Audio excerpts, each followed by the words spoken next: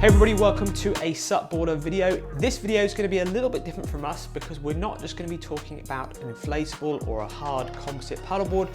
We're going to be talking about comparing an inflatable kayak versus an inflatable paddleboard. What are the pros and cons? Which one should you be looking for to get yourself on the water? It's a question we get quite regularly. A lot of you really want to get into SUP, but are also sort of considering an inflatable kayak as well. Now the board and the boat that we've been playing around with for the last few weeks, they're both from Sandbanks, based in the UK, and they are made in a similar construction. So like your traditional inflatable paddleboard, which you might be aware of, is made of drop stitch, which has got nylon threads from top to bottom and a PVC outer shell. The same is in the kayak here. So this has got an inflatable drop stitch bottom and drop stitch inflatable sides. So this is where some of the brands are crossing over to kayaks, making them out of drop stitch, makes them very, very stiff, very, very hard wearing. Also, you can get a higher PSI pressure in them. Now with kayaks and with SUPs, there's lots of different sizes and lots of different shapes to get you in and on the water for the first time. For this video, we have selected two that are about the same. They're aiming at the same level. Both easy to paddle, both entry level to the sport, both good for average weight paddlers in most water conditions.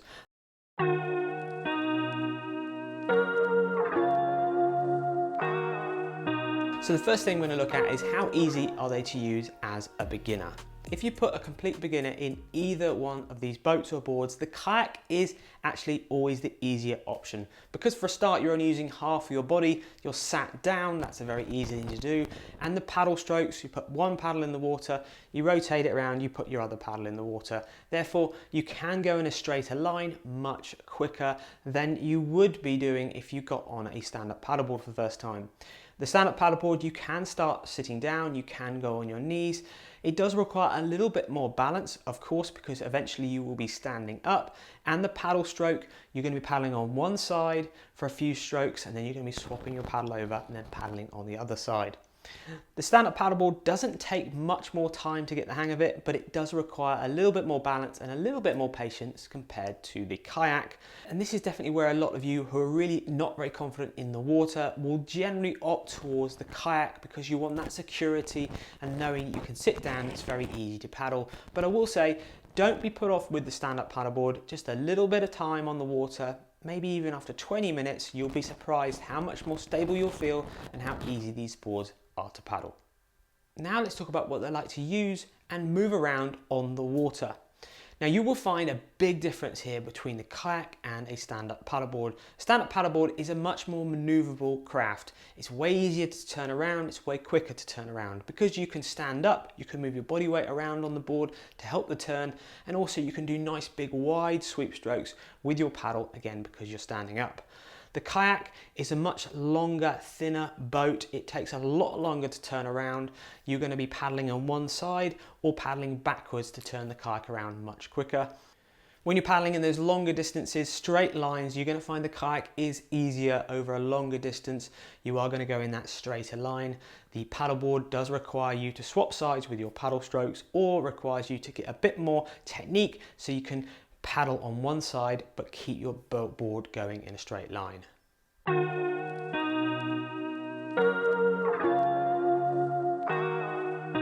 Now, what do they like to paddle in different water conditions? Well, this is where the differences between these two crafts really become apparent. When you're punching into wind and when it's choppy and you're paddling back up to maybe where you started with your paddle session, you're going to find the kayak is definitely easier to use when you get into the water sports. You're going to be sitting down, so you have less windage. It's much easier to put your paddle in either side, keep your paddling going and get yourself punching up into wind. With the stand-up paddleboard, if you're trying to punch into wind, you're going to find you've got a lot more windage on your body. That's going to slow you down. You may want to drop to your knees or really work on your technique to push you upwind. Having said that, when you get into it, you can find it's very easy to go upwind on a stand-up paddleboard when you get your technique honed. You will find in windy conditions though, turning your kayak is a real pain and it slows down your turn even more. You're going to have to paddle backwards to turn your kayak around. The stand-up paddleboard is again much easier when it's windy because there's basically less board sticking out of the water to get affected by the wind. If you're paddling in really choppy and windy conditions with loads of water moving around, a lot of you will find the kayak more stable, again because you are sitting down. But remember, you can always drop to your knees with a stand-up paddleboard to give you that extra stability. We'll be speaking about stability on the water in a bit more detail in a minute.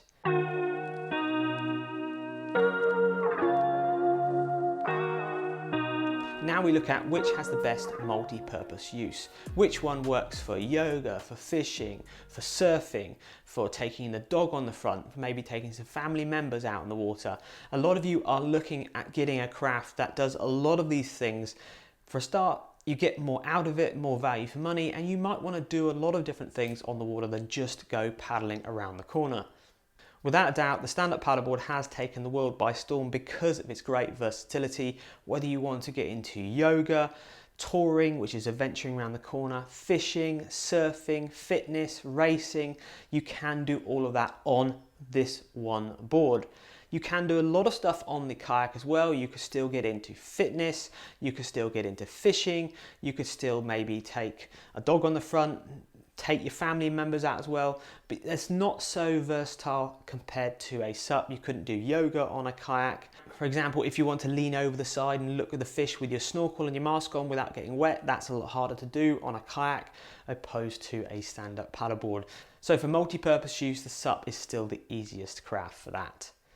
Another really big thing, if you're paddling in clear waters, especially if you've got polarized sunglasses on, standing up on a stand-up paddleboard, you are going to be able to see so much more in the water than sitting down on a kayak. You've got so much lower field of vision, you're not going to see as much. There's a big difference between a kayak and a stand-up paddleboard, especially when paddling in clear waters. When it comes to carrying extra cargo, well, both of these can work really well. At the moment, this kayak is really well set up for carrying lots of cargo because the stuff can sit into the kayak and you can stash stuff behind your seat. You can even put stuff up and forward front of your feet there. The SUP, there is still the ability to carry the cargo, but you're going to make sure everything's in dry bags. Ideally, it needs to be lashed down under the elastic bungees at the front there. This SUP hasn't actually got any elastic bungees at the back. You can find other SUPs with lots more, or you could even add some more yourself. But all the gear is going to have to be in a dry bag because it is going to get splashed and is going to get wet on the stand-up paddleboard. A lot of you want to have the ability to carry more than one person on your paddleboard or even take a pet out with you. The stand-up paddleboard and the kayak have pros and cons in themselves to this. The stand-up paddleboard is great because it's nice and flat, open deck, so you can get a lot of people on this board. Maybe you're not going to be tripping the miles, but you could have two people sat at the front with the legs in the water, you could have somebody sat at the back, you could have somebody standing up in the middle, so it's very versatile at getting a lot of people on. And obviously if you've got a bigger board, you're going to get even more people on that. The kayak, you could get an extra person in there, you could have a dog sat in the front or in the kayak with you. You are going to be able to carry extra people, but you're limited obviously to the size of the kayak and the actual shape because they're going to have to sit in it opposed to on it like a stand-up paddleboard.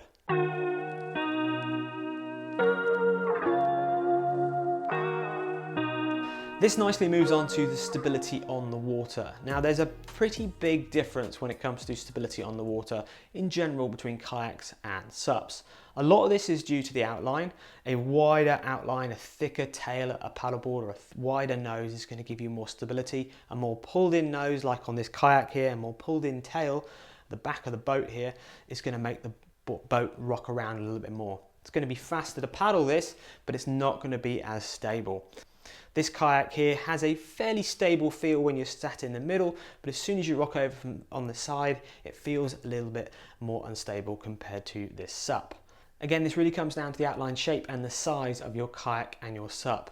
The average size for most people that are getting into the sport as first timers for a stand-up paddleboard is around mid 10 foot long by about 32 inches wide, and that gives you enough volume and area there to get most people up to about 115 kilos on the water for the first time. If you're any heavier than that, you're going to be looking at a wider and a slightly longer base board.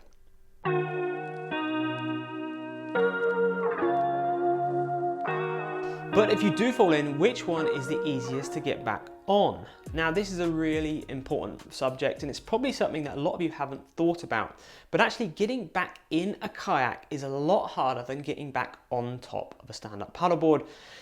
A lot of the kayaks have much higher sides, so you're going to have to climb up over the kayak and get into it without it filling up with water or rolling back over again. The stand-up paddleboard, because it's a large flat platform, even if it's 6 inches thick like this, it's going to be much easier to climb back on opposed to a kayak with a high sides. You will find other kayaks on the market, like the sit-on-top kayaks, are easier to climb in, but they are still quite high compared to stand-up paddleboards. Also, with a stand-up paddleboard, you always wear a leash unless you're paddling in moving or tidal waters, and that leash always means that your paddleboard is within 2 meters of you and you can pull your leash back in and climb back on your board. With a kayak, they don't generally wear leashes, always wear buoyancy aids with kayaks, so you are going to make sure you have to stay with your kayak at all times. A lot of you are now wearing buoyancy aids with your stand-up paddleboard, which is a great safer option, especially if you need to be a little bit more water confident. But bear in mind, it's going to be a little bit harder to climb back on with your buoyancy aid on your stand-up paddleboard.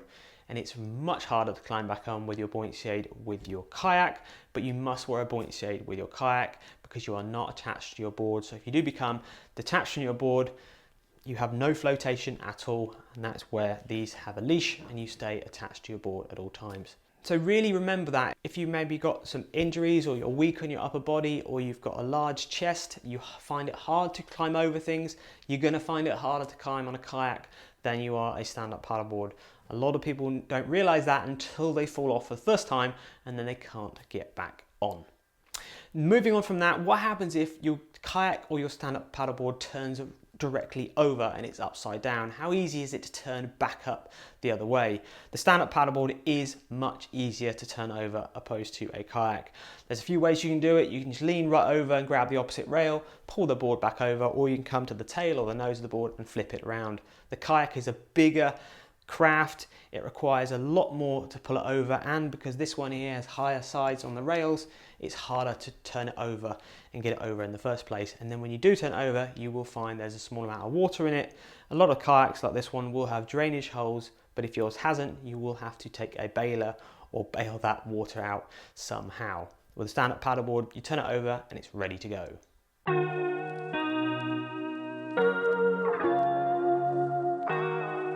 The next question we'll answer is which one is actually drier to paddle. Let's say you don't fall in, you want to stay dry, you're a fairly good paddler.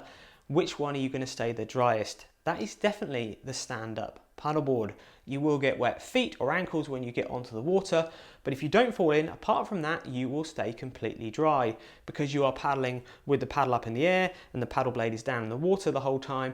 There's no drips coming down the paddle opposed to the kayak, which is where you put your paddle blade in. You will get drips down the paddle shaft. There is some sort of drip catchers that will stop a little bit of water, but eventually it will drip around. You will have your hands get a little bit wet. And if you are punching into wind in any sort of chop or any sort of movement of water at all, you are going to find that there's going to be more water slapping over the nose of the kayak, and that will eventually come over and splash you on the face and on the legs. So over time you will end up getting a bit of a wet bum opposed to a stand-up paddleboard. If you always stay standing up, you will stay pretty much dry, except maybe a few splashes from the knees down.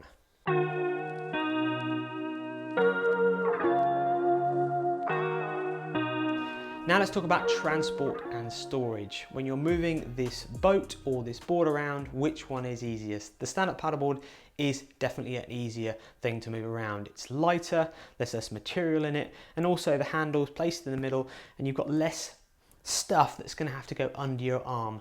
The kayak is a much bigger, bulkier thing to move around. It's way heavier, more materials in it, so it weighs more. And when you're carrying it, it's going to be a little bit more awkward because it's just more of it to carry. So if you're walking longer distances, the stand-up paddleboard is definitely way easier. As far as deflating them, you're also going to find the stand-up paddleboard is way quicker. Usually the inflatable kayaks have got multiple chambers, so there's several different inflation ports, and that's going to take more time to get the air out. Stand-up paddleboard, undo the valve at the back, roll it up from the nose and into the bag. And then obviously when you're transporting it in the bag or the backpack, The kayak is generally a little bit bigger again, a little bit heavier, more material. The SUP's smaller, lighter, easier. So the SUP does win the transport and storage. Now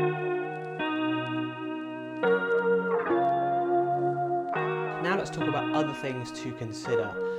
Have you got any back pain? Do you have any bad knees, any bad ankles? Because you'll find that one of these crafts will be better for you than the other. For example, a lot of people with bad backs that really ache when they're sitting down don't like kayaking because you're in that same fixed position for a long period of time. You're not moving your back that much, so the stand-up paddleboard is a lot nicer because obviously you're standing in your normal standing position. But if you've got problems with your knees and you struggle to get from your knees to your standing position, you may find the stand-up paddleboard isn't very good for you and you're better to go in a kayak.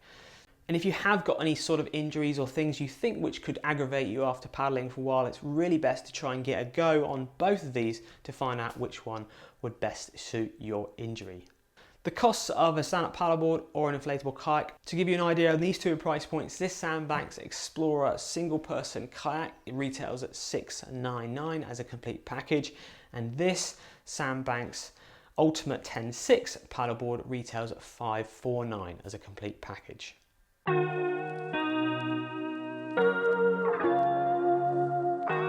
And lastly, we'll talk about, can I use my kayak as a SUP, and what are the future developments that we might see into the future? Well, the answer is, can you use a kayak as a SUP? A lot of kayaks you can actually use a SUP, and even this kayak here, we actually took it out for a paddle and it actually paddled really well. Very good in a straight line, very fast to paddle, but it was a lot more technical to use as a stand-up paddleboard compared to a kayak because it's not that wide at the nose, so you generally need to be a little bit better at paddling opposed to using a proper stand-up paddleboard. Of course, you can still kayak on a stand-up paddleboard. All you need to do is get a kayak paddle, and you can even attach a seat on a lot of these boards to give you that similar kayak feel. There are lots of companies and brands out there that are starting to make crossing over of the kayaks and SUP, and we really like the look of this style of kayak and how brands could be bringing this into maybe the future of more SUP related shapes, as in if you want to go SUP touring, adventuring, coastal exploring, having maybe a SUP similar shape to this but with an enclosed area you could put your cargo in will be better, but probably for the more experienced paddler. In summary, I would definitely say the SUP is that more user-friendly vessel that will allow maybe the family to explore, have fun and games, put the dog on the front, do a bit of yoga, do a bit of everything. The kayak is a little bit more slimmed down for the usage. It's possibly easier to use when you first get going, and maybe if you want to paddle a little bit further in more conditions at a lower level, it's going to be easier to use. Two things that really do deserve to sit side by side, and we look to see the future developments with lots of brands, how they start bringing them together into the future. Any questions? If you prefer a kayak or you prefer a SUP, pros and cons to either, please let us know. Remember, this is a very basic video. We're not talking about advanced kayaking here and advanced SUPing. This is just a good overview of the basics between a kayak and a SUP. If you found this video interesting and informative, please subscribe to our YouTube channel. Check out SUPboardermag.com. There's loads of other paddleboard goodness on there. And also check out SUPboarder Pro, which is our next level of stand-up paddleboard content. We'll see you on another YouTube video real soon. Thank you very much.